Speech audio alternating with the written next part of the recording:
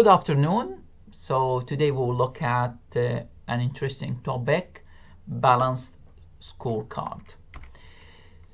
So what is the aim of balanced scorecard? So the learning objective of this lecture, we need to see the importance of shifting from financial to non-financial performance, and we balance scorecard as a powerful tool for measuring companies' performance. So what we understand that traditionally that management accounting focus mainly on financial performance measures. So when it comes to the business, traditionally when they look at the business and they see if the business is doing really good or really bad, they look at the sales, the total sales revenue of the business, they look at the profit, they look at the total assets, they look at the other values. So that's what they look at. These are financial values, financial figures there. So now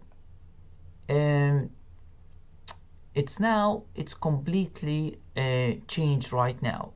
So now we need to focus more on non-financial performance measures into the formal reporting system. So nowadays, if you look here at the moment, so the market, it's really competitive. A lot of competitors come into the market every day, and they need really to gain competitive advantage to be surviving in this really environment. It's not easy at all. And now what they say, they shift now. They said, okay, financially, the financial measures of course is important, but this is not the survivor for the business. So they need to look at the non-financial measures. I'll give you one example. Now if you are hungry, okay, and you want to eat here in Swansea, so you call your friend, you say, okay, what's your recommendation? Which restaurant shall I go? Oh, you would say, okay, go to McDonald's. Oh, why McDonald's? Yeah, I know it's maybe cheaper than other restaurant, but yeah, because they have really a lot of profit. Last year they reported a high profit, or they reported a revenue, a high percentage of revenue. Then okay, what's the matter? I don't care really. I care. I don't care about the financial measures here. So instead, you should be saying that go to other restaurant, for example, to any restaurant, maybe has good customer satisfaction, quality food, hygiene is 5-star. These are the non-financial measures. So now we look more about the customer satisfaction there. Customer satisfaction, quality food, customer service excellent, variety of food, etc., etc. Yeah, so that's exactly what we need to look at. These are the non-financial measures we need to focus. And nowadays the business now, they are shifting now, focusing from financial to non-financial measures now. This is what they care about. Now every business now, they care about the customer satisfaction and how they deliver the best customer experience. Of course, when we look at the critical success factors, when you look at the stakeholders' objective, might be all non-financial, okay? And I'm not saying that financial is not important, okay? Please don't understand me wrong. I'm just saying this financial, we need to incorporate it. We need to involve a non-financial with financial to achieve what's called the balanced scorecard.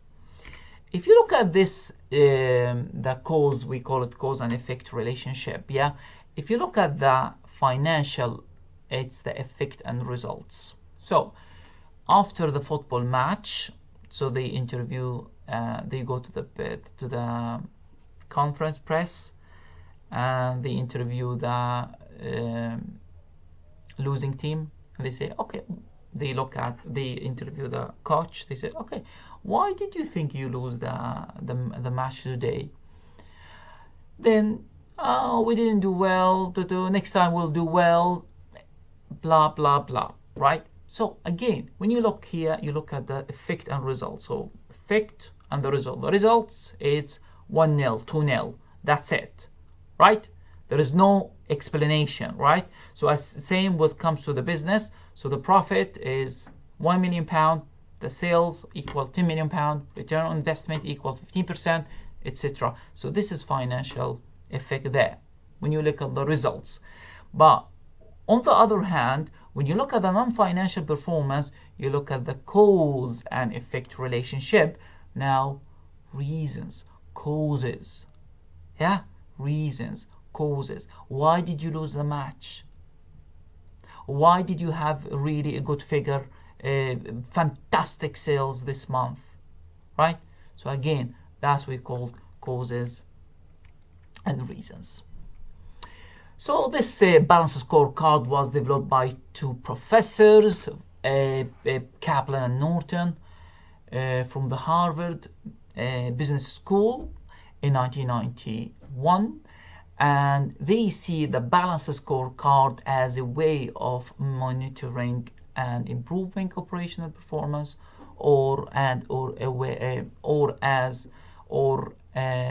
and as a tool to aid the formulation and implementation of organizational strategy, because it's linked together. We'll look at it in a bit. But the most important thing here, you should be familiar with the four perspectives of balanced scorecard, including the financial perspective, customer, learning and growth, and internal business processes. So as you see from the four perspectives here, we've got the three non-financial perspectives and we have one financial perspective. So Kaplan and Norton didn't say financial perspective is rubbish, choose leave it. No, they say if we work hard on the three non-financial perspectives, automatically the financial perspectives will be strong and great. Okay. So, what are the questions? For each perspective answers one question. So let's have a look. How do we look to the owners? Yeah. How can we continually learn, grow, and improve? Of course, this is learning and growth, isn't it? How do we look to customers? Again, this is customer perspectives. In which internal business process must we excel? That's what internal business processes. And the last one, how do we look to the owners? Well, I think we did say it. It's the financial perspectives. So can you see here? So these are the questions we need to answer, or the business needs to answer. Okay, now what we need to do right now, we will look at each perspective in details.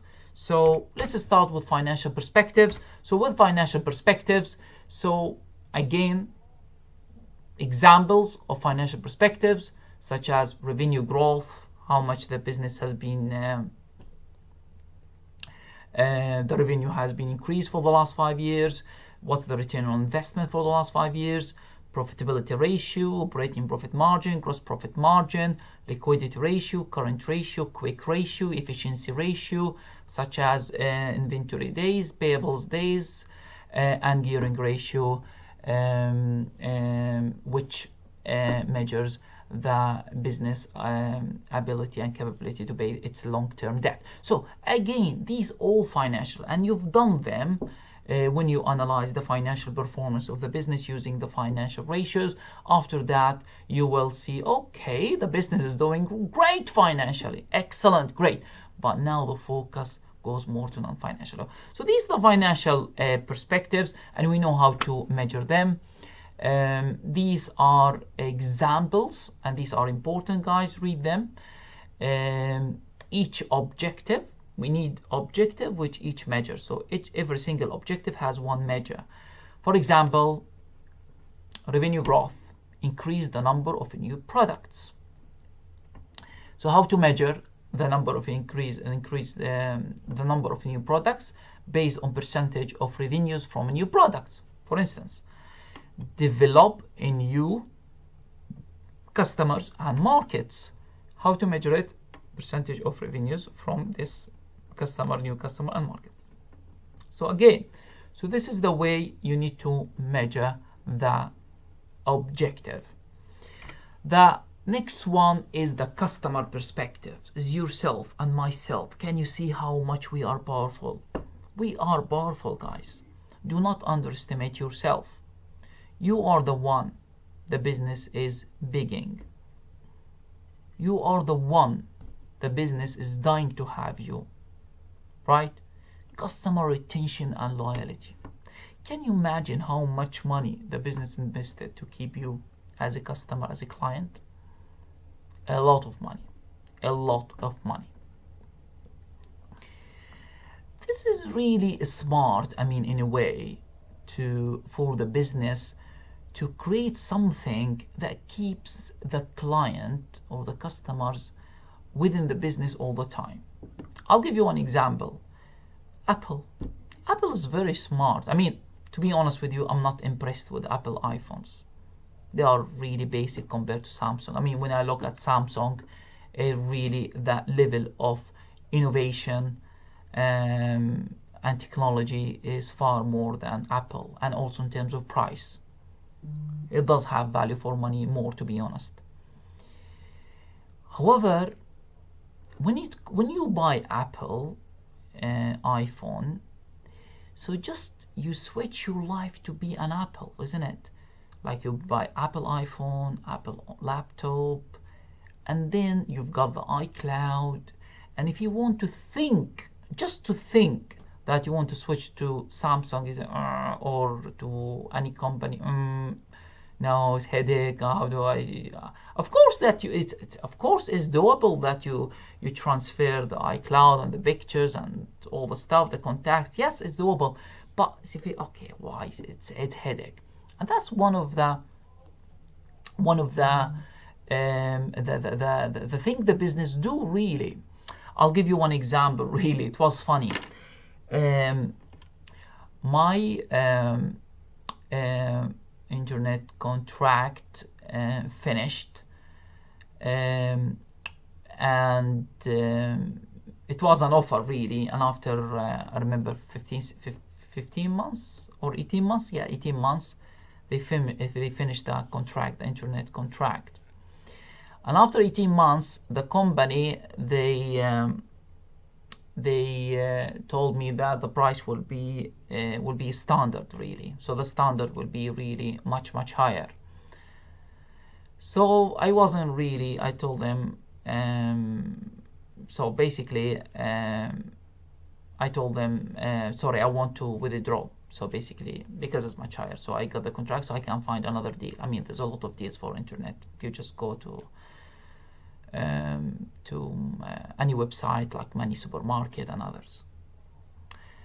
What's the funny thing? Okay, they tell me, okay, I remember my offer was at £22, and after the 18 months, they back to £29 or £30. I don't remember, but I told them, sorry, I'm finishing. So they told me, oh, why? Okay, we can't give you a discount, etc. I told them, no, it's fine. So what's your discount? They told me, okay, we can give you, they reduce it to £27. And after that, sorry, okay, I'm sorry. I said, okay, let me call my, I have EE, so I'll call EE. I told them if I want to join, how much? They told me, okay, there's offer for you because you are an EE. I remember that time it was £24 maybe. I told them, okay, that's great, sounds perfect. So I'm gonna just cancel formally with them because they are waiting. Because when you told me it's £27, I haven't confirmed yes or no. So when I called the other company, so I didn't. It was I think Virgin, maybe. I told them, sorry, I got offer with my original phone, and I'm gonna cancel it because I'm gonna join them. They told me, okay, how much? I told them £24. They told me, okay, we can match the price, £24. Oh, really? Okay, they match it. Okay, great. I told them, okay, right, okay, let me just call the EE. Anyway, I call the EE again. I told them, okay, so the Virgin, they match the price, and I think I'll stay with them because they offer something high speed or something like that in my area. They told me, okay, we can make you offer. There's the offer for them discount, which is makes it a £21. Then I said, okay, that's fine, £21, £21. Then I called the Virgin again, told them it's okay, I'm cancel it, I've got offer. They told me how much. I didn't tell them. It's okay, that's fine, just I'm gonna cancel it, just I fed up, and I went with the £21. So this £21, that, or £20.50, it was my original price for the offer. Really, that's how much I used to pay within the 18 months. So the aim I'm trying to tell you guys, so the business is desperate to keep you as a client. They invested a lot of money to have you right in the business. And according to the research, if you look, the business that cost the business maybe 3-4 times to have a new client than to keep a new one. So can you see, guys, how much you are powerful? Yes, it's powerful. Indeed, it is powerful. And again, when it comes to customer perspective, the business needs to satisfy the customers, how to keep the customer loyal, customer satisfaction, customer profitability, and also the new products. Of course, the business needs to various new products, to introduce new products to keep the customer there, because otherwise I say, okay, if just only one product is boring. It's like exactly, I mean, the perfect example is Apple. I mean, look at Apple compared to Samsung. Apple started with iPhone, but with years, as you see, they are now diversifying, isn't it? The laptop and the TV and stuff like this, isn't it?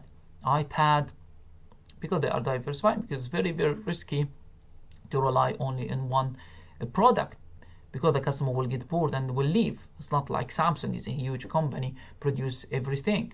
And now Apple, if you look at the news, now they are introducing now electric cars. Now they are introducing Apple cars. Electric cars will be introduced in 2025 and compete with Tesla, NIO, and others.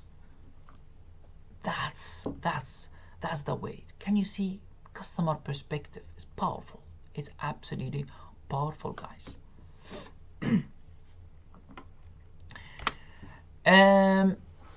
When it comes to the customer perspective, so we've got, again, if you remember, we've got objectives, and each objective has a measure. So for instance, increase the market share. So how to measure it? Percentage of market share.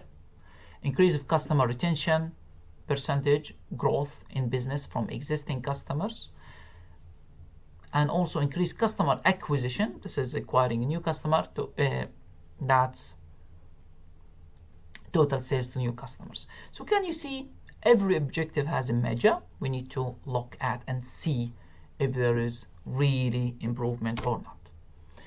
The third perspective we will look at is the internal business perspective. It's very, very important. This is when we look at the efficiency of the business. Makes an organization consider what process it must excel at in order to achieve, of course, the financial customer objectives. So how to improve the internal process and decision making for the business? I mean, think about it. The most important, or the most popular example is about, for instance, the what we call it, the time, the efficiency. Okay, where is the efficiency? Increase the process efficiency, how to increase the supply chain, how to produce the product in less time, being more efficient, decrease the process cost, for example, target costing, and others. Another example would be the delivery time. I mean, delivery time is one of the internal business perspective, and especially for fast food chain. If you yourself, or myself actually, for example, if I go to order food, if I go to Deliveroo or go to Uber Eat, I look at the time. Time is very, very important for me, really, especially if I'm hungry. Oh my God. Oof. I need it as soon as possible, guys. So I look at the time more than the price itself. Even though, look, listen, I mean, if you don't know, maybe this is new information for you. Listen, guys, you know that if you order from Deliveroo or maybe Just Eat or Uber Eat, so the prices might be different from the customer, the we call it the shop. Why? Because a lot of provider, they charge 20% or 30%. I mean, some restaurant they say, okay, the 20%, 30%, the customer will pay it. Some they said, no, it's on us, so the business will pay it. So can you see, guys? For example, recently when I ordered from KFC, so if I ordered through, I was going to order through Uber Eat, and I was ordering the party packet, I think. With Uber Eat, it was almost £40. £40. Can you imagine? Crazy. I mean, I say, oh, this is something different because I know it's much, much cheaper. I mean, come on, delivery is £2. Why is more expensive like this? When I looked at the, when I went myself to KFC, just only 5 minutes driving, so I picked it up with £26 I paid. So I saved £14. When I asked the assistant why, they told me that the 20%, so KFC told Uber Eats that 20%, so that's on customers. So we pay the 20%, not KFC. On the other hand, if you order from McDonald's, it's 20% on them. So you don't pay them, I don't pay them, it's on McDonald's. So again, it depends on the shop. So I guess all the kebab shop, it's all on them, I guess. Right, but again, guys, this is really something important you need to look at when you order, and again, something important when the business you really need to do well when it comes to efficiency. The last thing we need to look at is the learning and growth perspectives.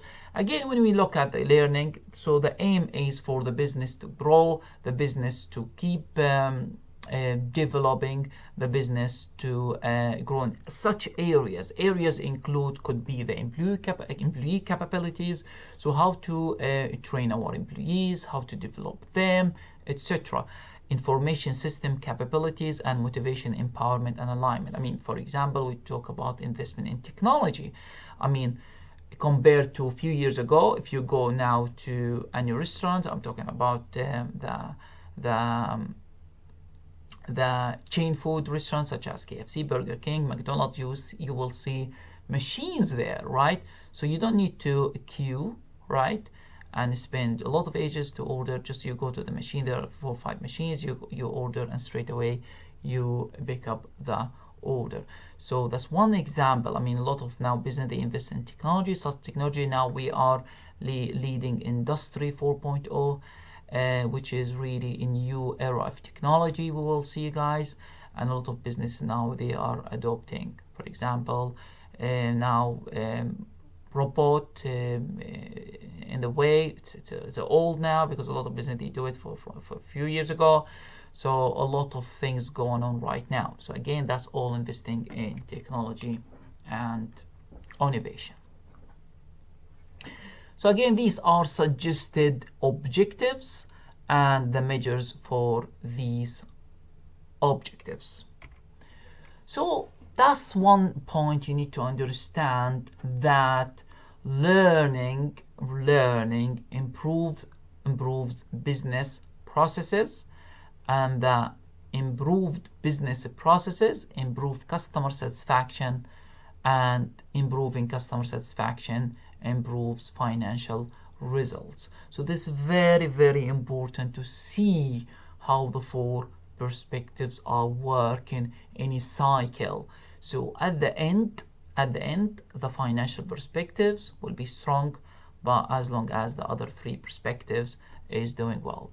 So the aim is the business process, right? So the business needs to make sure that they invest, they grow in order to achieve the results. Of course, some criticism of balanced scorecard in terms of the cause and effective relationship. I mean, we expecting that the reason because of this. I mean, might not be. I mean, we say, okay, what's the cause and effect relationship? Because you got the profit this month, £1 million. Excellent results. Why? Because of this, because of this, because of this. Might be yes, might be no, right?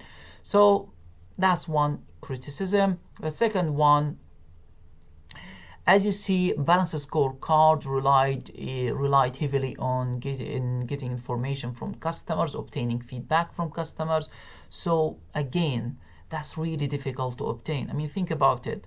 Many times, including myself, I guess yourself, when you go and, for example, sleep one night in a hotel, so straight away you will have an email. Can you please give us feedback? I never done it. Boom, delete. Or for example, Amazon, when you order something from Amazon, they will send you email. Can you please review? I never done it. Boom, delete. Right? Again, it's really difficult. And now nowadays the business, they offer business we call the price draw, Amazon £50 voucher, blah blah, stuff like this to encourage the customers to give feedback and obtain the business, to obtain the information. Yeah, that's all from me, guys. So I hope you enjoyed this lecture. It's really interesting topic, really. And I uploaded some case study for Viola. Balanced scorecard there. It's important. So have a look and see how balanced scorecard applied in the real world. That's from me, guys. Thank you very much. God bless. Thank you.